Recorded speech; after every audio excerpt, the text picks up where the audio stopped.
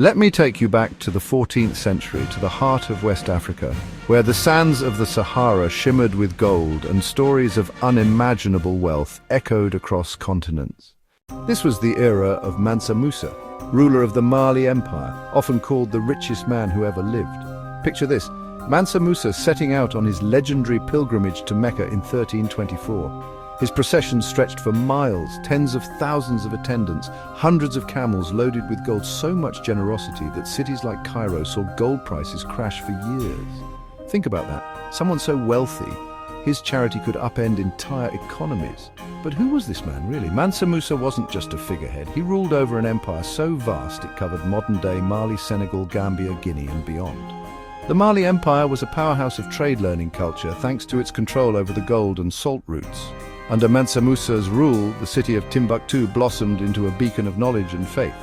He built grand mosques like the Djinguereber Mosque and invited scholars from across the Islamic world, turning Mali into a center for learning that attracted people from as far as Spain, Egypt. Family meant everything in the royal house of Mali. Mansa Musa was part of the Keita dynasty.